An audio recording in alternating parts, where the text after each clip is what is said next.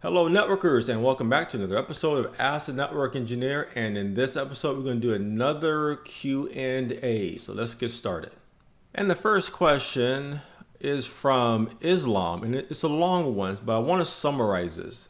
I thought this was really good because it's a learning experience for me and for other viewers that may be in a similar situation based on where you live.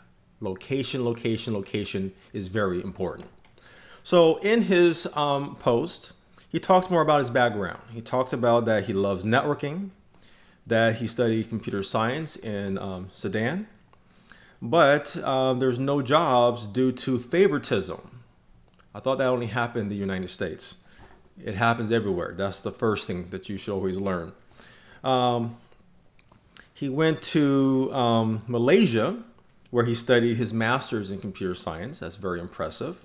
But also, there were no jobs really available due to not being a local. So basically, you come in from another country into Malaysia, you're not really considered or given opportunities easily compared if you're local in Malaysia. So something else I learned. He talked about that he got his CCNA and that, again, he was rejected for not being a local citizen in Malaysia. He later went into customer service, which he's been doing that for about 5+ years. And of course, that opportunity became available and allowed him to do other kind of responsibilities, kind of building up his experience. But he wants to pursue networking again, become a network engineer. And he's considering freelancing in, networking, and wants some advice on what he should do. So the very first thing that I got from Islam's story was, it was again a learning experience for me, but also for you guys as well. Because all my experience or my advice I've been giving on these episodes is based on where I live. And I live in the United States. Specifically, I live in the San Francisco Bay Area, which is called Silicon Valley. So it's prime location, right? And I see a lot of people, sometimes they post questions about it's really hard to find a job and they tell me where they live. And I go, yes, the opportunities there are very minimal compared to where I live. There are tons of them where I live. Location. I had an episode where I talked about that specifically. But this particular question was really great because it allowed me to learn about other parts of the world and the job market and how things are in the various countries. So I know how things are in Sudan and how things are in Malaysia.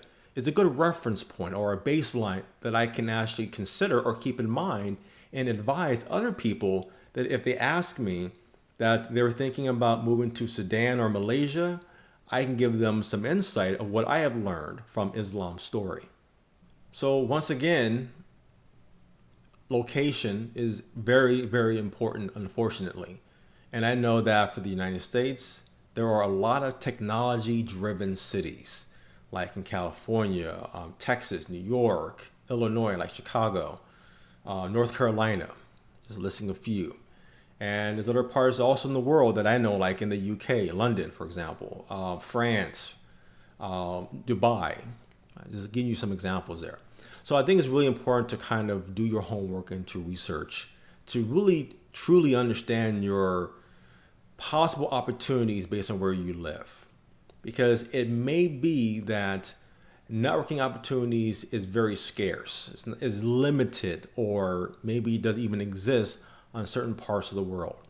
I think one of my particular episodes, I gave an example of someone who lives in Jamaica and they want to become a network engineer.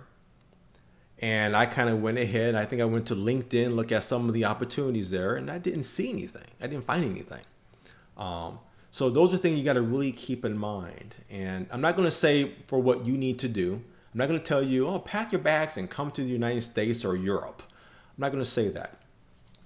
But opportunities is really, really important based on the locations where you live.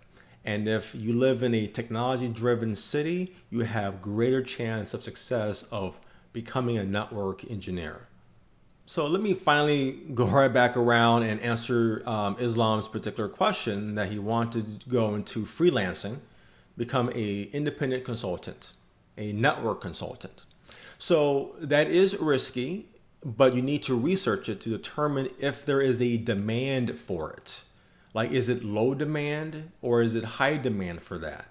I'll research to see, is there other individuals who do professional services or companies that provide networking type services. If there's a lot of companies out there, if there's high demand, then it makes sense to be an independent consultant to do networking. But I would also recommend just providing other services as well, not just networking, but if you have server experience and desktop experience, you may need to kind of include that if you have that level of experience and if you want to do that. So I would recommend to do your homework to make sure if there is a demand for it. Because I don't want you to go ahead and do the process of forming a business, you're a freelance consultant, you're doing work, and you're realizing that there aren't opportunities there because there's no demand for it. Figure that out, and if there is, then yes, go for it. And the next question comes from Hidayah AR. Hello, sir. As for now, I'm studying for my CCNA in order to get an entry-level position in the IT field. Good job. Hope you've passed your CCNA. I never had any experience working on networking at all. Do you have suggestions on how to convince the interviewer when I'm applying for the job that they should give me a chance for the job? That's a really, really good question. So again, it's a great question, and it will vary from company to company. There are some companies that will give you a shot. There's companies that have great experiences doing that, but there are some companies that have bad experiences with that. I even know one company that is doing that or going through that right now. That they hired somebody that had no technical experience, but they had great customer service and communication skills. And it was a nightmare for them. The amount of time and the hours of training this person was a lot of hours. It also affected the other employees there because they have to hold that person's hand, giving them more work that they shouldn't have to do though. And they complained all the time saying that person just doesn't have the experience. You need to let them go. Okay. They need to work from the very, very, very bottom though. Work on computers and work on server. You got to do that kind of stuff. They can't do this kind of position. It was a very bad experience for them. And they communicated, we are not going to do this again. However, the company and that individual are both at fault here.